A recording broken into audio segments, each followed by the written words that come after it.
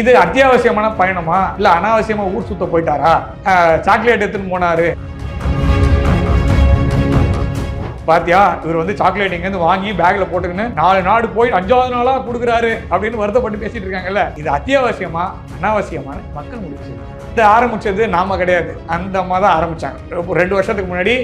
இது வந்து மெலனி, இது மோடின்னு ஒரு செல்ஃபி வீடியோ போட்டாங்க. ஒன்று முதல்ல கிளாரிஃபை பண்ணிடுறேன். பிரதமர் மோடி அவர்கள் யாரையுமே வெளில போவாருன்னு சொல்ல, அத்தியாவசியமான டிராவலை கண்டிப்பா பண்ணுங்க, அனாவசியம் ஊர் சுத்த போவாதீங்க மாத்திரம் தான் சொன்னார். இந்த நாடும் அத்தியாவசியமான பயணமா இல்லையான்றது பயணத்தோட முடிவுல நம்ம மக்கள் தான் சொல்லணும், அவங்க சொல்லட்டும். நான் சொல்லிடுறேன் என்னென்ன இது அத்தியாவசியமான பயணமா இல்லையான்னு. மோடினா ஊர் சுத்த போயிட்டாருன்னு பரப்பி விடாதீங்க. நீங்க நம்பர் ஆஃப் ட்ரிப்ஸ் பை மன்மோகன் சிங் பாருங்க, number of trips by Narendra Modi பாருங்க, 2 சேமா தான் இருக்கும். இதுல பலன் நிறைய வந்துச்சு, அது டைஜஸ்ட் பண்ண முடியல. ஸோ இங்கே ப்ராப்ளம் என்ன அப்படின்னா, இந்தியாவிலிருந்து நார்வேக்கு கடைசியாக சென்ற ஒரு பிரதமர் அப்படின்னா இந்திரா காந்தி அவர்கள் தான். 43 வருஷத்துக்கு முன்னாடி நம்ம அப்பா காலத்தில் போயிருப்பாங்க. ட்ரம்ப் வந்து நோபல் வேணும்னு அழுது அடம் பிடிச்சின்னு கொடுக்க மாட்டேன்னு சொல்றாங்க. ஃபிஃபா அவார்டு வாங்கியிருக்காரு, ஃபிஃபா மன்ற அவார்டு ஒன்று வாங்கியிருக்காரு கஷ்டப்பட்டு. இல்லை கரப்பாம்பூச்சிக்கோ நீங்க ஆதரவே தெரிவிக்க வேணாம், நீங்க டைரக்டா நின்று ஓட்டு வாங்கியிருக்கலாம். நீங்க அங்க விட்டுட்டு மோடிஜியை நீங்க அசிங்கப்படுத்தன்னு நினைச்சு இந்தியா அசிங்கப்பட்டு திரியுறீங்க, அவ்வளவுதான்.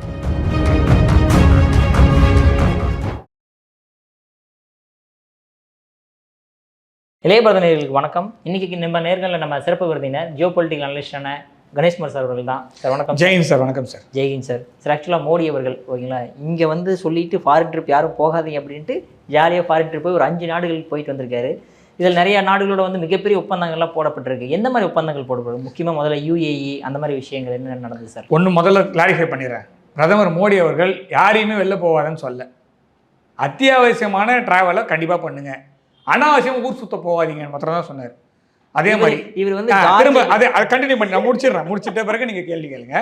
ஸோ இவர் ஊர் சுத்த போல, நம்ம பசங்க ஃபேஸ்புக்கில் சும்மா கிண்டல் பண்ணுறதுக்கு போடுறதெல்லாம் சீரியஸாக எடுத்துக்காதீங்க. நம்ம பசங்க எவ்வளோ வேணால் திட்டுவாங்க, கடைசியில் அவருக்கு தான் ஆதரவு கொடுப்பாங்க, அவர் என்ன பண்ணாலும் விரும்புவாங்க. சுருக்கமாக சொல்லணும்னா மெலடி சாக்லேட்டு 5% ஷேர் ஏறி இருக்கு, ஓகேவா? ஸோ அப்படிப்பட்ட பார்லிஜி பூஸ்ட் பண்ணி விட்டார். ஸோ அத்தியாவசியமான ட்ராவல் தான் அவர் போனாரே தவிர அனாவசியமாக ஊர் சுத்த போகலை. நீங்கள் வந்து எப்படி கேட்டாலும் இதுதான் உண்மை, சரியா? ஏன்னா கடைசியாக தான் இட்டாலி போனார், அதையும் பதில் சொல்லிடுறேன். ஸோ முதல் பதில் வந்து அத்தியாவசியமான ட்ராவல் கண்டிப்பாக போங்க. விசா இருக்குது, இப்போ போகாமல் எப்போ போவான்? ஒரு பையனுக்கு விசா கிடைக்குது, படிப்பு கிடைக்குது, இல்லை வேலைக்கு கிடைக்குது, இப்போ போகாமல் எப்போ போவான்? அதனால் அந்த ட்ராவல் கண்டிப்பாக பண்ணி தான் ஆகணும். இப்போ ஒரு ஊர்லேருந்து இன்னொரு ஊருக்கு பிஸ்னஸ் ட்ரிப் போகிறாங்க, அப்போ கண்டிப்பாக போய் தான் ஆகணும். இப்போ அப்போ தடுத்து நிறுத்த முடியாது. அவர் என்ன சொன்னார்? ட்ரெயினில் போங்க, இல்லை பப்ளிக் டிரான்ஸ்போர்ட்டில் போங்க, ஃப்ளைட்டில் போங்க, அந்த மாதிரி ஏதாவது போங்க, தனியாக ஒரே ஆள் கார் ஓட்டின்னு போகாதீங்கன்னு சொன்னார். அப்படி 4 பேர் போங்க, மொத்தமாக காரில் போகிறதா இருந்தா கார் பூலிங் பண்ணுங்கன்னு சொன்னார். தனியாக ஒரே ஆள் மாத்திரம் இங்கே வந்து திருச்சி வரைக்கும் போய் திரும்பி வந்து பெட்ரோல் வேஸ்ட் பண்ணாதீங்கன்னு சொன்னார். அத்தியாவசியமாக ட்ராவல் இருந்தால் போ அப்படின்னு தான் சொன்னார். ஸோ அதை விட்டுடுங்க. இது 5 நாடும் அத்தியாவசியமான பயணமா இல்லையான்றது பயணத்தோட முடிவில் நம்ம மக்கள் தான் சொல்லணும், அவங்க சொல்லட்டும். நான் சொல்லிடுறேன் என்னென்ன இது அத்தியாவசியமான பயணமா இல்லையான்னு. முதல்ல UAE போகிறாரு. UAEயில் 7 ஒப்பந்தங்கள் கையெழுத்தாயிருக்கு. 7 ஒப்பந்தங்களில் முதல் வந்து பார்த்தீங்கன்னா LPG, நம்ம ஊரில் LPG கிரைசிஸில் போகிற மாதிரி இருந்தது. அந்த LPG நம்ம வந்து கத்தார் கிட்டேருந்து வாங்கிட்டு இருந்தோம், பஹ்ரைன்லேருந்து வாங்கிட்டு இருந்தோம், ஸோ சவுதி அரேபியா கிட்டேருந்து வாங்கிட்டோம். இப்போ UAE கிட்டேருந்து நம்ம வாங்குறதுக்கான ஒப்பந்தம் போட்டாச்சு. அதனால் நம்மளுக்கு LPG தட்டுப்பாடு வருவதற்கான சாத்தியங்கள் குறைகிறது. ஸோ அப்போ தட்டுப்பாடு வராது, நம்மளுக்கு கிடைக்கிறதுக்கான சாத்தியக்கூறு இருக்குது. ஹார்முஸ் வழியாக வரணும்னு அவசியம் இல்லை, நம்ம ஒமான் வழியாகவே பைப் போட்டு எடுத்துக்கலாம். ஒமானும் UAEயும் நட்பு நாடுகள், இந்தியாவும் ஒமானும் நட்பு நாடுகள். UAEயும் நமக்கு தெரியும், அவர் MBZ வந்து 2 வாரத்துக்காக துரந்தர் மாதிரி இப்படி கை எப்படி எடுத்துன்னு போறாரு. அவர் 2 மணி நேரத்துக்காக 8 மணி நேரம் வந்துட்டு போனாருப்பா. போன மாதம் 2 மணி நேரம் மோடிஜியோட பேசுறதுக்காக MBZ அதிபர், UAE அதிபர் மாண்புமிகு முகமது பின் ஜயீத் இருக்காரு, அவர் 2 மணி நேரம் இவரோட பேசுறதுக்காக 8 மணி நேரம் 4 மணி நேரம் வந்து 4 மணி நேரம் போயிருக்காரு. ஸோ அப்படிப்பட்ட நட்பு. அப்போ இது 3 ஒன்றா சேர்ந்து பைப் லைன் போட்டு எடுத்துன்னு வருது ஈஸியாக. இது அத்தியாவசியமான பயணமா இல்லையான்னு மக்கள் சொல்லட்டும். 2வது, $5 பில்லியன் அளவுக்கான இன்வெஸ்ட்மெண்ட் இந்தியாவில் பண்ணுறதுக்கு UAE தயாராகி இருக்கிறது. கமிட்மெண்ட் கொடுக்குறோம் அப்படின்னு சொல்லிட்டு 2வது. 3வது, இந்தியாவும் UAEயும் பாதுகாப்பு ஒப்பந்தத்தில் கையெழுத்திட தயாராகி இருக்கின்ற டிராஃப்ட் ரெடி பண்ணிட்டு இருக்காங்க. இப்போ டிஃபென்ஸ், இப்போ UAEக்கும் இந்தியாவுக்கும் டிஃபென்ஸ் பேக்ட் வந்துருச்சுன்னா அந்த ரீஜனில் என்ன ஆகும்னு நீங்கள் யோசிச்சு பாருங்க. ஆல்ரெடி சவுதி அரேபியா பாகிஸ்தானுக்கு ஒரு போச்சா? ஸோ இப்போ நம்ம இங்கே போய் உட்காந்தோம்னா கத்தாரு, அப்புறமா UAE, அப்புறமா பஹ்ரைன் நம்ம கூட நிற்பான். ஏன்னா ஈரானுக்கும் கத்தாருக்கும் ஈக்குவேஷன் நம்ம தெரியாது. ஜென்ரலாக பேசும்போதெல்லாம் சவுதி பக்கம் நிற்பான், ஆனால் முக்கியமான இடத்துல ஈரானுக்கு தான் சப்போர்ட் பண்ணுவான் கத்தார். அமெரிக்கா கிட்ட ஒன்று சொல்லுவான், ஈரான் கிட்ட ஒன்று சொல்லுவான், அவன் நினச்சதை செய்வான். அதுதான் கத்தார். ஸோ முதல்ல யுஏஇயோட டீலு அது ரெடியாக இருக்குது. அது பாதுகாப்பு உபகரணங்கள் தயாரிப்பு, ஆராய்ச்சி, ப்ரொடக்ஷன், அதுக்கப்புறமா ஜாயிண்ட் ஆப்ரேஷன்ஸு, 2 நாடுகளுடைய வீரர்கள் ஒன்றாக கூட்டு பயிற்சி, அதெல்லாமே அந்த திட்டத்தில் பாதுகாப்பு.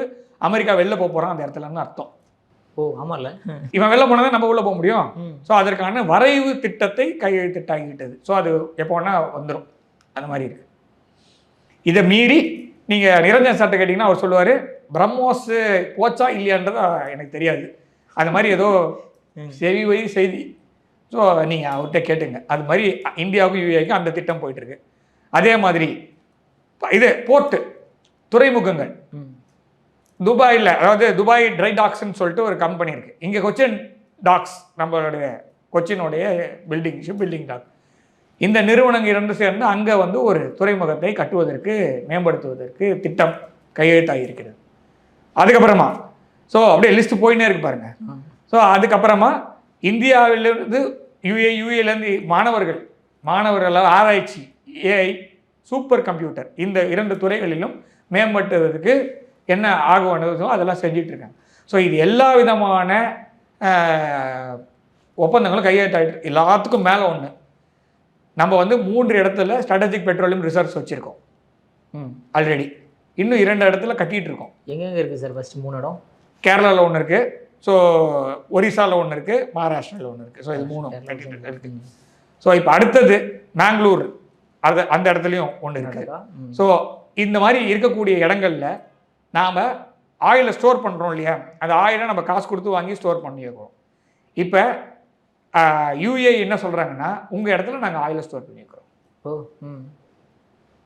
உங்கள் இடத்துல நாங்கள் ஆயில் ஸ்டோர் பண்ணி வச்சுக்கிறோம், 60-40 அக்ரிமெண்ட்டில் நம்ம விற்றுக்கிறோம் அப்படின்னு இருக்குது. ஸோ இப்போ அவனோட இடம் தான் பிரச்சனை. ஏதாவது ஒரு ட்ரோன் போதும் என்ன நடக்குது நம்மளுக்கு பார்த்துக்கலாம். ஸோ நம்மக்கிட்ட இருக்கும் போது ஆயில் அவங்கள வச்சுக்கலாம், விற்கலாம். ஸோ அது வந்து ஒரு வின் சுச்சுவேஷனில் ஒரு நம்ம இடத்த அவன் யூஸ் பண்ணிக்கலாம், அவன் இடத்த யூஸ் பண்ணிக்கலாம். நம்ம ஆயில் நம்ம எடுத்துக்கலாம், நம்ம ஆயிலும் எடுத்துக்கலாம், அவங்களும் ஆயில் எடுத்து விற்கலாம். ஸோ இந்த தட்டுப்பாடுன்ற பிரச்சனை நம்மளுக்கு வராது. கரெக்டா? ஸோ அது எப்பவுமே ஃபில் பண்ணியே வச்சுருப்போம் நம்ம. ஸோ இப்போ 90 நாள் இருக்குன்னா 120 நாட்கள் 150 நாட்கள் வரைக்கும் பின்னாடி இருக்கக்கூடிய தருணங்கள் இருக்குது. ஸோ வின் சுச்சுவேஷன், பணமும் நம்மளுக்கு வரும். இதுக்கு மேலே இன்னொரு விஷயமும் நான் சொல்கிறேன். ஒபெக்லேருந்து இப்போ தான் ரீசெண்டாக வெளில வந்தாங்க. ஒபெக் ப்ளஸ்லேருந்து வெளில வந்தாங்க. ஸோ அப்போ என்ன கரன்சியில் பண்ண போகிறோன்னு யாராவது கேட்டிங்களா? அவங்களும் சொன்னாங்களா? இந்த தில்லுமுல் படத்தில் நீங்கள் பார்த்தீங்களான்னு கேட்பார் ரஜினி சார். அந்த மாதிரி அவன் என்ன கரன்சின்னு அவன் சொன்னானா, நீ கேட்டியானா? இல்லை, சைலண்ட்டாக விடு. எவ்வளோ கொடுக்க போகிறேன்னு சொன்னானா தெரியாது. இப்போ அவன் எவ்வளோ வேணால் ப்ரொடியூஸ் பண்ணலாம், எவ்வளோ வேணால் கொடுக்கலாம், எவ்வளோ ப்ரைஸ்க்கு வேணால் கொடுக்கலாம், எந்த கரன்சியில் வேணால் கொடுக்கலாம். ஸோ இதை விட ஒரு முக்கியமான தருணத்தில் ஒரு முக்கிய பயணமா இல்லையா அப்படின்றது இந்திய மக்கள் தான் முடிவு பண்ணணும். நான் எதுவும் சொல்லுவேன். ஒரு வாரம் கழிச்சு சைனாக்காரன் போயிட்டான், அவன் எடுத்துன்னு போயிட்டான்னு அப்புறம் புலம்பக்கூடாது. அம்மந்தோட்டா வந்த மாதிரி ராஜபக்சே டைரெக்டாக சொன்னார் 2009-10 அப்புறமா ஒரு இன்டர்வியூ கொடுக்குறாரு NDTVயில். அப்போ சொல்லும் போது சொல்கிறாரு, நான் முதல்ல இந்தியா கிட்ட தான் போனேன், இந்த போர்ட்டுக்கு, அம்மந்தோட்டா போர்ட்டுக்கு. இந்தியா ஷண்டு மீன், இவங்க என்னமோ ரொம்ப நல்லவங்க மாதிரி காங்கிரஸ் கட்சி ஆச்சு. India shunned me, so I have no other choice, I have to go to China. இப்போவும் வீடியோ இருக்குது, போய் செக் பண்ணி பார்த்துங்க. ஸோ அப்போ நம்மளுக்கு வந்த ஆப்பர்ச்சுனிட்டி அது அம்மந்தோட்டா போர்ட்டு. அது இவங்க வந்து உள்ளுக்குள்ளே அடிச்சின்னு விட்டாங்க. சைனாக்காரன் அந்த இடத்துல போய் குடிச்சு போட்டு உட்காந்துருக்கான். இனி அவன் போடான்னா போவானா? அது இருக்குது. அவன் ஒரு லோன் போர்ட்டுன்னு சொல்லுவாங்க, 80 பேர் தான் வேலை பார்க்குற, என்ன ஒன்று 8 பேர் கூட வேலை பார்க்கட்டும், நம்மளுக்கு வந்து ஆப்பர்ச்சுனிட்டி நம்ம விட்டோம், அவன் கட்டிட்டான். இது யாரோட தப்பு? இந்த மாதிரி ஒரு பயணத்தை அன்னைக்கு ஒரு பிரதமர் மேற்கொண்டு இருந்தார்னு வச்சுங்க, அது இம்பார்ட்டண்டா இல்லையான்றது அப்புறம் பார்த்துக்கலாம். 2 பேரும் ஒரே அளவு தான் ட்ராவல் பண்ணியிருக்காங்க. நீங்கள் ரொம்ப பெரிய மோடினா ஊர் சுத்த போயிட்டாருன்னு பரப்பி விடாதீங்க. நீங்கள் நம்பர் ஆஃப் ட்ரிப்ஸ் பை மன்மோகன் சிங் பாருங்கள், number of trips by Narendra Modi பாருங்கள், 2 சேமாக தான் இருக்கும் ஆல்மோஸ்ட். இதில் பலன் நிறைய வந்துச்சு, அது டைஜஸ்ட் பண்ண முடியல. இந்த மெலடி மாதிரி டைஜின் வேணும் வாங்கி சாப்பிட்டா ஜீரணமாகிறதுக்கு பாசிபிலிட்டி இருக்குது. அந்த மாதிரி வந்த வளர்ச்சி திட்டங்கள் மூலமாக தான் இதெல்லாம் வருது. இந்த ட்ராவல் இம்பார்ட்டண்ட்டான ட்ராவல் அப்படின்னு நான் சொல்கிறேன் இந்த விஷயத்தில். இது முடிஞ்சிச்சு. யூஏஇலேருந்து நேராக கிளம்பி நெதர்லாண்ட்ஸ் போகிறார். நெதர்லாண்ட்ஸில் க்ரீன், அதாவது பசுமை திட்டங்கள், அதாவது விண்ட் எனர்ஜி அவங்க நம்பர் 1ல் இருக்காங்க. அவங்க அதே மாதிரி வாட்டர் மேனேஜ்மெண்ட் அவங்க நல்லா இருக்காங்க. கடலை துத்துனா மூடி அதன் மேல் நிலப்பரப்பை கொண்டு வந்து கடலை மூடி அதன் மூலமாக லேண்டை ரீக்ளைம் பண்ணியிருக்காங்க அவங்க. அப்பா, டைக்ஸ்ன்னு சொல்லுவாங்க அவங்க ஊரில். கதையெல்லாம் கூட நான் ஒரு இதில் ஒரு செய்தி இதில் வந்து நேர்காணலில் கொடுக்கும்போது அதில் கீழே அந்த கதை நம்மளும் சின்ன வயசில் இருக்கும்போது படிச்சிருப்போம். அந்த டைக்ஸை பற்றி கதை அதை ஒருத்தர் நினைவூட்டியிருந்தார். அந்த மாதிரி மதகு வைத்து மூடி அதன் மூலமாக நிலத்தை எடுத்து மேம்பாட்டு பண்ணியிருக்காங்க. அந்த மாதிரி திட்டத்தை குஜராத்துக்கு கொண்டு வரலாம் அப்படின்னு ஒன்று. ரெண்டாவது வந்து ஏஎஸ்எம்எல், அதாவது உலகத்தில் இருக்க அத்தனை செமிகண்டக்டரும் டைவானில் செய்கிறாங்கனாலும் அந்த டைவானில் செய்யக்கூடிய அந்த நுண்கடத்தி, அந்த குறைக்கடத்தி செமிகண்டக்டர் இருக்கு இல்லையா, அதோடைய செய்யக்கூடிய அந்த யந்திரம் இருக்குல்ல, ரா மெட்டீரியல்ஸ். ரா மெட்டீரியல்ன்றது இது என்ன சொல்ல, பொருட்கள், முக்கிய மூலப்பொருட்கள். நான் சொல்கிறது அந்த யந்திரம் எந்த எந்தத்தில் அது செய்தோ அந்த இது இருக்கு இல்லையா, அந்த மிஷின், அந்த மிஷினரி ஏஎஸ்எம்எல் தான். அதை லித்தோகிராஃபிக் எக்யூப்மெண்ட் சொல்லுவோம். அதில் தான் ப்ரொடியூஸே பண்ண முடியும். அந்த ஃபவுண்ட்ரி அங்கே இருக்குது, அந்த எக்யூப்மெண்ட் வந்து இங்கே இருக்குது, இங்கேருந்து தான் போகுது. ஸோ ஏஎஸ்எம்எல்லும் டாட்டாவும் சேர்ந்து ஒரு குஜராத்தில் ஒரு ஃபேக்ட்ரி ஆரம்பிக்கிறாங்க. குஜராத்து ஏன் வேற எங்கேயும் இல்லையானா, நீங்கள் இங்கே வந்தது தமிழ்நாட்டில் இந்த இதை கொண்டு போய் இப்போ குஜராத்துக்கு வந்தது. இப்போ ஏஎஸ்எம்எல் டாட்டா வந்திருக்கு, அதை விடுங்க. இங்கே விமானம் தயாரிப்பதற்காக வந்தது. அந்த விமானம் தயாரிப்பதற்கான அந்த கம்பெனி இருக்கு இல்லையா, அது இப்போ எங்கே போயிருக்குன்னா ஆந்திராவுக்கு போயிருக்கு. சந்திரபாபு நாயுடு வாங்கிட்டு சார், நம்ம உள்ளே விட்டோம். ஸோ அடுத்தது நம்ம இது உள்ளே சண்டை போட்டு எல்லாத்தையும் விட்டுக்கினே இருப்போம். அடுத்தது ஞாபகம் வச்சுங்க, கூடங்குளம் பிரச்சனை ஆரம்பிக்கும் திரும்ப. நான் இன்னைக்கு சொல்கிறேன், பின்னாடி 2-3 வாரத்துக்கு கழிச்சு நம்ம திரும்ப பேசுவோம் இதை பற்றி. கூடங்குளம் பிரச்சனை ஆரம்பிக்கும். அப்புறம் நான் இன்னொன்று சொல்கிறேன், கல்பாக்கத்தில் பிரச்சனை பண்ணுவானுங்க. நான் சொல்கிறேனே, நீங்கள் பாருங்களேன், பிரச்சனை வருதா இல்லையான்னு முதல்ல பாருங்களேன். வருவது வந்தால் பிரச்சனைகள் வரும். அது வருவதற்கான சாத்தியக்கூறுகள் எனக்கு தெரிகிறது, அதனால நான் சொல்கிறேன். Mother of all crime is a financial crime. அந்த ஃபினான்ஷியல் கிரைம் நடந்ததுன்னா இந்த மாதிரி போராட்டங்கள் வரும்னு நான் சொல்கிறேன். ஓகேயா, அதற்கான சட்டையெல்லாம் இருக்குது இந்த இடம் இப்போ. அதனால் போராட்டம் வருவதற்கான சாத்தியக்கூறுகள் இருக்குது அப்படின்னு நான் சொல்கிறேன். சரி, அதை விட்டுருங்க. ஸோ ஏஎஸ்எம்எல் இங்கே வந்துருச்சு. ஸோ நுண்கடத்திகள் இங்கே இந்தியாவில் தயாரிக்க முடியும். இது பெரிய திட்டம். ஏன்னா 86 கைவிட்டு போன திட்டங்கள் இப்போது செயல்படுத்துவதற்கான நேரம் கூடி வந்து இருக்கிறது. அதனால் பாசிபிலிட்டி இருக்குது. ஸோ இந்த பயணம் வேஸ்ட்டு. ஏஎஸ்எம்எல் இந்தியாவில் வரது விடாது. இந்தியா வந்து டைவானுக்கு போட்டியாக இருக்குது, அதனால சைனாவுக்கு போட்டியாக இருக்குன்றதுனால வேணான்னு சொல்கிறவங்க வேணால் சொல்லிக்கிட்டோம். மற்றபடி இந்தியாவுக்கு இது அத்தியாவசியமான திட்டங்கள். அதை கொண்டு வருவதற்காக பாரத பிரதமர் பயணம் மேற்கொண்டிருக்கிறார்ன்றது நல்ல திட்டம், நல்ல பயணம் அப்படி எடுத்துக்கலாம். அடுத்தது ஸ்வீடன் வந்து உயிரே விருது கொடுத்துருக்காங்க. நம்ம ஊரில் தான் லோக்கலாக என்னென்னமோ திட்டிகிட்டு இருக்கான். வெளியில் இருக்கவங்கலாம் கரெக்டாக தான் பார்த்துட்டு இருக்கான். எல்லா நாட்டிலையும் உயிரே விருது கொடுக்குறாங்க. நம்ம வந்து மன்றம் அவார்டு தான் வாங்கிட்டு இருக்கோம். ஆமாம், யுனெஸ்கோ மன்றம். ஸோ அந்த மாதிரி தான் போயிட்டு இருக்கு. ஸோ அந்த மாதிரி இல்லாமல் ஒரு நாட்டுடைய உயிரை விருது வருது. ஐரோப்பிய கவுன்சிலுடைய தலைவரை ஸ்வீடனில் சந்தித்து பேசினார். இந்தியாவிற்கும் என்ன சொல்கிறது, ஐரோப்பிய கவுன்சிலுக்கும் ஃப்ரீ ட்ரேட் அக்ரிமெண்ட் சைன் பண்ணோம். அதை வந்து எப்படி செயலாக்கம் கொண்டு வருது, கொஞ்சம் கொஞ்சமாக எல்லாத்தையும் டைவர்சிஃபை பண்ணோம். சைனாலேருந்து பாதி வருது, அமெரிக்காலேருந்து பாதி வருது, எப்படி மாற்றி கொண்டு வருது, நம்ம ஊர் பொருளை அங்கே விற்கிறது எப்படி, அந்த ஊர் பொருளை இங்கே எப்படி எடுத்துன்னு வருது, அதுக்கான வரைவு முன்னாடியே போட்டு வச்சுருக்கு. அதை செயல்படுத்துவதற்கான ஆயத்த பணிகள் நடக்கிறது. அதை பற்றி பேசியிருக்காரு. அந்த ஊர்லேருந்து நேராக கிளம்பி நார்வே போனார். நார்வேல தான் நீங்கள் சொன்ன அந்த லைன் நான் அப்படி தான் படிக்கிறேன். ஏன்னா உண்மையிலே ஹெல் லைன் தான் அவங்க வந்து இப்போ பண்ணுறாங்க. அதுக்கு முன்னாடி நடந்த விஷயம் பார்க்கணும். வெறுமனே அவங்க ஏது போகிறதெல்லாம் கணக்கில் எடுத்துக்க முடியாது. ஏன்னா நான் பார்த்தது என்னென்னா, அவங்களுடைய நார்வேவுடைய மொத்த ஜனத்தொகையே 57 லட்சம் பேர் தான். சென்னையோட பாப்புலேஷன் கம்மி. ஓகேவா, இந்தியாவில் இருக்கக்கூடிய ரிஜிஸ்டர்ட், அதாவது நல்லா தெரிந்த விதத்தில் இருக்கக்கூடிய ஜேர்னலிஸ்ட், செய்தியாளர்கள், பத்திரிகையாளர் இருக்காங்களே, அவங்க எண்ணிக்கை 5 லட்சம். நான் சொல்கிறது பத்திரிகையாளர்கள், நம்ம யூடியூபர்ஸ்லாம் சேர்க்கல. அதெல்லாம் சேர்த்திங்கன்னா மேபி அவங்க பாப்புலேஷன் அளவு வரும். ஓகே, அப்படிப்பட்ட நாட்டில் இருந்துக்கிட்டு ஃப்ரீ ப்ரெஸ்ன்னு இவங்க சொல்லிட்டு இருக்காங்க. எந்த நாட்டை பற்றி யார் பேசுறதுன்னு தெரில. நம்ம ஊர்லேருந்து ஒரு செய்தி செய்தி ஊடகத்து மூலமாக தொடர்பு பண்ணி உங்களுக்கு இந்தியாவை பற்றி என்ன தெரியுமான்னு கேட்டிருக்காங்க.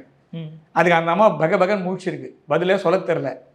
அம்மா போய் முதல்ல இந்தியா வந்து முதல்ல பார்த்துட்டு அதுக்கப்புறம் இந்தியாவை பற்றி பேசுமா, தெரியாமல் பேசாதன்னு சொல்லி அனுப்பிச்சி விட்டாங்க. போய் பெரியவங்க யாராவது கூட்டணும்னு சொல்லி அனுப்பிச்சிட்டாங்க. ஸோ இங்கே ப்ராப்ளம் என்ன அப்படின்னா, இந்தியாவிலிருந்து நார்வேக்கு கடைசியாக சென்ற ஒரு பிரதமர் அப்படின்னா இந்திரா காந்தி அவர்கள் தான். 43 வருஷத்துக்கு முன்னாடி நம்ம அப்பா காலத்தில் போயிருப்பாங்க. அதுக்கப்புறம் இப்போ ஒருத்தர் போகிறார். அவங்க நாட்டிலேயும் உயரிய விருது கொடுக்குறாங்க. சும்மா கொடுக்க மாட்டாங்க, ஏதோ வளர்ச்சி திட்டம் 2 நாடுகளுக்கு இருந்தால்தான் கொடுப்பார்கள். சும்மா போகிற வரவங்களாம் அவார்டு கிடையாது. நீங்கள் செக் பண்ணி பாருங்கள், ட்ரம்ப்புக்கே இல்லை. ஓகேவா? ட்ரம்ப் வந்து நோபல் வேணும்னு அடம் பிடிச்சின்னு இருக்கிறார், கொடுக்க மாட்டேன்னு சொல்கிறாங்க. ஃபிஃபா அவார்டு வாங்கியிருக்காரு, ஃபிஃபா மன்ற அவார்டு ஒன்று வாங்கியிருக்காரு கஷ்டப்பட்டு. அந்த மாதிரி அந்த மாதிரி அவார்டு கூட அவர் கொடுக்க மாட்டேங்கிறாங்க அங்கே. ஸோ நம்ம தலைவர் கேட்காமலே கொடுத்துட்டாங்கன்னு வச்சுங்க. இந்த வயிற்றுச்சல் இங்கே இருக்கிறவங்க சில பேருக்கு இருக்குது, அங்கே இருக்கிறவங்க சில பேருக்கு இருக்கலாம். அது மூலமாக இந்த அம்மா கேள்வி கேட்க விட்டு அடி வாங்க வச்சுட்டாங்க. பாவம் ட்விட்டர் அக்கௌண்ட்டு வச்சுக்கின்னு இருக்காங்க, மெட்டா அக்கௌண்ட்டு போயிடுச்சு. ஸோ அப்படி போயிட்டு இருக்கு. ஸோ அங்கே என்ன பண்ணியிருக்காங்க, அங்கே வந்து எனர்ஜி, அதாவது ஆற்றல் தொழில்நுட்பத்தில் இந்தியாவும் நார்வேவும் இணைந்து பணியாற்றுவது, கிரீன் ஹைட்ரஜன், அப்புறமா ஸ்வீடன், நார்வே, அப்புறமா வந்து அங்கே இருக்கக்கூடிய Nordic countries, island countries, Denmark, எல்லாமே ஸ்காண்டினேவியன் கண்ட்ரிஸ் எல்லாருமே சேர்ந்து.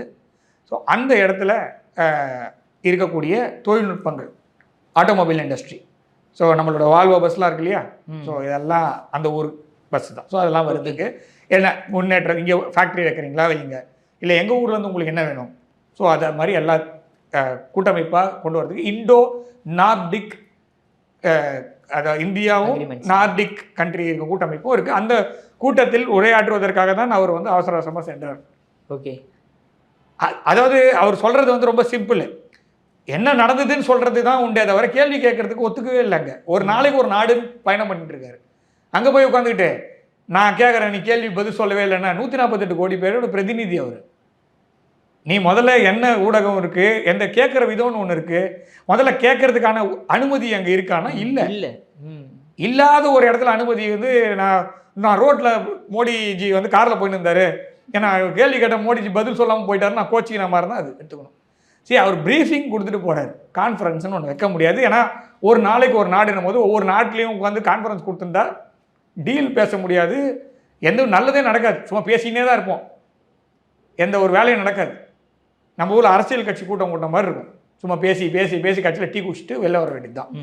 இந்த committee is always committed to drink tea அப்படின்வாங்க ஜென்ரலாக, அந்த மாதிரி தான் இருக்கும். அந்த மாதிரி இல்லாமல் ஒரு ஆக்கப்பூர்வமாக வேலை பார்க்கும்போது உங்களுக்கு இதெல்லாம், அதனால் அந்த அந்த பெண்மணிக்கு என்ன சொல்கிறது, மெச்சூரிட்டி இல்லை அப்படின்ற மாதிரி தான் நம்ம எடுத்துக்கணும். அது இங்கே இருக்கக்கூடிய அரசியல் கட்சிகள் சில எதிர்கட்சிகள் எதிரி கட்சிகளாக மாறிவிட்டன. அதனால் இவங்களால் டேரெக்டாக மோடிஜி எதிர்க்க முடியல, பாரதிய ஜனதா எதிர்க்க முடியலன்றதுனால யார் யாருக்கெல்லாம் ஆதரவு கொடுக்குறதா போச்சு பாருங்க. கரப்பாம்பூச்சி, இந்த ஹெல் லைங்க, இவங்களுக்கெல்லாம் ஆதரவு கொடுக்க வேண்டியதாக போச்சு. நீங்கள் உண்மையிலே மக்களுக்கு செஞ்சுருந்தீங்கன்னு வச்சுங்க, மக்களோட நீங்கள் கூட்டணி வச்சுருந்தீங்கன்னு வச்சுங்க, இந்த ஹெல் லைங்கோ இல்லை கரப்பாம்பூச்சிக்கோ நீங்கள் ஆதரவே தெரிவிக்க வேணாம், நீங்கள் டேரெக்டாக நின்று ஓட்டு வாங்கியிருக்கலாம். நீங்கள் அங்கே விட்டுட்டு மோடிஜியை நீங்கள் அசிங்கப்படுத்தன்னு நினச்சி இந்தியாவை அசிங்கப்படுத்தி திரியிறீங்க, அவ்வளோதான். அந்த ஊர் ஜனங்களே ஒத்துக்கிறாங்க. நீங்கள் நார்வேல போய் பார்த்தீங்கன்னா அவங்க ஒத்துக்க மாட்டேங்கிறாங்க, இந்த அம்மா கேட்டது தப்புன்னு தான் சொல்கிறாங்க. இங்கே இருக்கக்கூடிய சிலர் தான் அதை வந்து ஊதி பெருசாக்குறாங்களே தவிர அந்த மாதிரி இல்லை. ஸோ அந்த கூட்டமைப்பிலையும் நம்மளுடைய பாரத பிரதமர் உரையாற்றுகிறார். அதில் வந்து நிறைய ஆற்றல் பிரிவிலையும் ஏஐ தொழில்நுட்பத்திலையும் மாணவர்களுடைய பங்கேற்பு, அப்புறமா க்ரீன் ஹைட்ரஜன், அதுக்கப்புறமா க்ரீன் எனர்ஜி செக்டரில் என்னென்னலாம் கூட்டமைப்பு வேணுன்றதெல்லாம் பேசி முடிச்சுட்டு வந்திருக்காரு. கடைசியாக இட்டாலி சொல்லவே வேணாம். இந்த ஹெல் இங்கே வந்து காணாம அடித்தது கட்சியில் 100 ரூபா பாக்கெட்டு, வெறும் 100 ரூபாயில் வாங்கின ஒரு மெலடி. ஆனால் இந்த ஆரம்பித்தது நாம கிடையாது, நம்ம தலைவர் கிடையாது, அந்த அம்மா தான் ஆரம்பித்தாங்க 2 வருஷத்துக்கு முன்னாடி. இது வந்து மெலனி, இது மோடின்னு ஒரு செல்ஃபி வீடியோ போட்டாங்க. இது வெல்கம் டு டீம் மெலடின்னு அவங்க தான் பண்ணாங்க. சரியா? உடனே நம்ம பசங்கள்லாம் வந்து அதான் சொன்னேன், ஜென்சி பசங்க மேலே நான் இன்னும் நம்பிக்கை வச்சுருக்கிறதுனால அதான் சொல்கிறேன். ஏன்னா அவங்க வந்து தப்பான கண்ணோட்டத்தில் இங்கே இருக்கக்கூடிய சில கட்சிகள் தான் பார்க்குறாங்க, அவங்க குருஸ்தானத்தில் பார்க்குறாங்க. யார் நான் சொல்கிறது, மெலடி மேடம் வந்து மோடிஜியை வந்து குருஸ்தானத்தில் தகப்பன் சாங், அவ்வளோ ஏஜ் டிஃப்ரென்ஸ் இருக்குது அவங்க 2 பேருக்கும். அவர் வைப்ரண்ட்டாக இருக்கார், அவருடைய என்ன சொல்கிறது, மெடிடேஷன் பண்ணுறாரு, எனர்ஜெட்டிக்காக இருக்கார், எண்ணம் நல்லா இருந்ததுன்னா உடல் உறுதி நல்லா இருக்குது, அதனால் அப்படி எங்கே இருக்கார் பார்க்குறதுக்கு. ஆனால் ஒரு வயசு இருக்குல்ல, இவங்க வயசுன்னு ஒன்று இருக்குல்ல, ஸோ அவங்க வந்து தகப்பன் ஸ்தானத்துலேயும் ஒரு குரு ஸ்தானத்துலேயும் மோடிஜியை பார்க்குறாங்க. அவர் வந்து ஃப்ரெண்டுன்னு போஸ்ட் போடுறாங்கன்னா அந்த அளவுக்கு அவங்களுடைய நம்பிக்கை இருக்குது. அவங்க முதல்ல விஷயம் ஒன்று சொல்கிறேன், கலீகுக்கும் பார்ட்னருக்கும் அப்புறமா வந்து கிளாஸ்மேட்டுக்கும் ஃப்ரெண்டுக்கும் வித்தியாசம் இருக்குது. பாரத பிரதமர் எல்லாரையுமே ஃப்ரெண்டுன்னு கூப்பிட மாட்டார், எல்லாரையுமே பிரதர்னு கூப்பிட மாட்டார். நீங்கள் எம்பிஸோட பற்றி பார்த்தீங்கன்னா பிரதர்னு கூப்பிட்டுருப்பார். நீங்கள் பாருங்கள், இப்போ இந்த போனார்ல 5 நாடுகள் பயணம்ல, முதல் நாட்டுடைய தலைவர் முகமது பின் ஜயீத் இருக்கார் இல்லையா? ஆமாம், அவர் இருக்கார்ல, அவரை பற்றி விழிக்கும் பொழுது அவருடைய ட்விட்டரில் போடும்போது பார்த்தீங்கன்னா மை பிரதர் அப்படின்ற மென்ஷன் இருக்கும். அதே மாதிரி இப்போ மெலனி மேடம் போட்ட ட்வீட் இருக்குல்ல, வெல்கம் டு இட்டாலி மை ஃப்ரெண்டுன்னு இருக்கும். ஸோ அதுதான் சொல்ல வித்தியாசம் இருக்குது. அந்த மாதிரி அவங்க எல்லாரையுமே அப்படி கருதுறாங்களான்னு பாருங்கள். அவங்க மற்ற நாட்டு தலைவர்களை எப்படி பார்க்குறாங்க, பாரத பிரதமரை எப்படி பார்க்குறாங்கன்னு பாருங்கள். அதான் நம்பிக்கை அப்படின்னு ஒன்று இருக்குது. நட்பு அப்படிங்கிறது நம்பிக்கையின் அடிப்படையில் வருகிறது. அந்த வார்த்தை சும்மா வரணும்னு அவசியம் இல்லை. அந்த அவர் வரவேற்ற விதத்திலையும் அவங்க வந்து அந்த அவரை நடத்திய விதத்திலையும் அவங்களுடைய நட்பும் அவங்க பாரத பிரதமர் மீது வைத்திருக்கக்கூடிய மரியாதை நமக்கு நல்லா தெரியுது. ஸோ அதை வந்து நம்ம பசங்க கிண்டல்லாம் பண்ண தான் செய்வாங்க. சும்மா அது சில பேருக்கு வயிறு எறியணுன்னே பண்ணட்டும் நான் சொல்கிறேன். சில பேருக்கு வயிறு எறிதான், ஏறிட்டோம், என்ன தப்பு இருக்குது? அவங்க 2 பேர் மனசில் எதுவும் இல்லை, அவங்க 2 பேர் நல்லா தான் இருக்காங்க. நம்ம ஊர் அரசியல் எடுத்து போய் இன்டர்நேஷ்னலில் வைக்காதீங்க. இதே தான் நம்ம ஊரில் முன்னாடி நடந்தது. நம்ம ஊர் லோக்கல் அரசியல்வாதிகள் இவங்க வந்து ஸ்ரீலங்காவில் இருக்கக்கூடிய ஒரு தலைவரும் இந்தியாவில் இருக்கக்கூடிய தலைவரும் ஒன்றாக சந்தித்த போது கண்டபடியெல்லாம் பேசினாங்க. இன்றைக்கி இவங்கெல்லாம் நம்மளுக்கு பாடம் நடத்தக்கூடாது. இன்றைக்கி வந்து நீங்கள் வந்து பார்த்தியா சாக்லேட் வாங்கி கொடுத்தாருன்னு ராகுல் காந்தி அழுகுறாரு. அதெல்லாம் நம்ம எதுவும் பண்ண முடியாது. மேபி அவர் when someone is born to an Italian, naturally they become Italian சொல்லுவாங்க ஜென்ரலாக. அது அவங்களுடைய என்ன சொல்கிறது, அரசியலமைப்பு அவங்களுடைய சட்ட சாசனத்தில் இருக்குது. ஒரு இத்தாலிய பெண்மணிக்கு பிறக்கும் குழந்தை இத்தாலிய குடிமகனாக கருதப்படுகிறதுன்னு அந்த லா இருக்குது. மேபி அந்த மாதிரி ஏதாவது வருத்தத்தில் அவர் ஏதாவது பேசியிருப்பார், அதெல்லாம் விட்டுருங்க, அதுக்குள்ளே நம்ம போக வேண்டாம். ஆனால் அவர்கள் இருவரும் இருக்கக்கூடிய கெமிஸ்ட்ரி நல்லா இருக்குது, நட்பு நல்லா இருக்குது. இந்தியாவுக்கும் இத்தாலிக்கும் உறவுகள் மேம்பட்டு இருக்குது. அதாவது கௌதம் வாசுதேவன் மேனன் சார் சொல்லுவார், நான் கேட்டது எனக்கு கிடைச்சதுன்னு வரு. ஸோ அதை வந்து 2 இட்டாலியர்களுக்கு நீங்களே வச்சுங்களேன். ஸோ நீங்கள் அந்த மாதிரி நீங்கள் எடுத்துக்கோங்க. நம்ம கேட்டது மெலடி மேடம் தான் நம்ம கேட்டோம். ஸோ நம்மளுக்கு கிடைச்சது வேறு, அது விட்ருங்க. ஸோ அட்லீஸ்ட் இப்போது நம்மளுக்கு ஒழுங்கான தலைவர் இட்டாலியிலேருந்து கிடச்சிருக்காங்க, நம்ம பெருமைப்படுவோம். அங்கே வந்து ஐஎம்இசி, அதாவது இந்த மெலடியை விட்டுடுங்க, ஓகேவா? சாக்லேட்டே எவ்வளோ நேரம் பேசுவோம். அதை தாண்டி இந்தியாவுக்கும் இட்டாலிக்குமான கல்ச்சுரலி உறவுகள் மேம்படுவதற்கான விஷயமும் IMEC, India middle east, India west Asian எடுத்துப்போம். Middle east is again colonial term, சில பேர் வருத்தப்படுவாங்கன்றதுனால இந்தியா ஆனால் பேர் அப்படி தான் வச்சுருக்காங்க. So India west Asia economic corridor அப்படின்னு சொல்லி இந்தியா மிடில் ஈஸ்ட் எக்கனாமிக் காரிடாரில் இந்தியாவிலேருந்து துபாய்க்கும், துபாயிலேருந்து சவுதி அரேபியாவுக்கும், ஜோர்டான் இஸ்ரேல் வழியாக சைப்ரஸ்க்கும் இட்டாலிக்கும் செல்லக்கூடிய பாதை, அது வந்து நம்மளுடைய ஸ்பைஸ் ரூட் அப்படின்னு சொல்லக்கூடிய பாதை நம்ம இந்தியாவோட G20 தலைமை போது ஆரம்பித்தது. அதற்கான முடிவுகள் எட்டப்படும் நிலையில் இருக்கின்றது. அதெல்லாம் பற்றி டிஸ்கஸ் பண்ணியிருக்காரு. நிறைய டீல்ஸ்லாம் சைன் ஆகிருக்கு. டிஃபென்ஸ் செக்டர்லேயும் செமிகண்டக்டர் ஏஐ செக்டர்லேயும் சைன் ஆகிருக்கு. ஸோ இதெல்லாம் தான் இந்த பயணம். நான் வந்து ஒரு 120 மணி நேரத்தில் நடந்த விஷயத்த நம்ம வந்து சாதாரணமாக 20 நிமிஷத்தில் பேசியிருக்கோம். இது அத்தியாவசியமான பயணமா இல்லை அனாவசியமாக ஊர் சுற்ற போயிட்டாரா? சாக்லேட் எடுத்துன்னு போனார், பாத்தியா இவர் வந்து சாக்லேட் இங்கேருந்து வாங்கி பேக்கில் போட்டுக்கின்னு 4 நாடு போய் 5ஆவது நாளாக கொடுக்குறாரு அப்படின்னு வருத்தப்பட்டு பேசிகிட்டு இருக்காங்கல்ல, அது ஏதோ ஒன்று. இது அத்தியாவசியமா அனாவசியமான மக்கள் முடிவு செய்து கொள்ளட்டும். சார் அற்புதம் வேலை கொடுத்தீங்க சார். உங்கள் பொண்ணான நேரத்தில் பேர் நமக்கு மிக நன்றி சார். ஜெய்ஹிந்த். வந்தே மாதம்.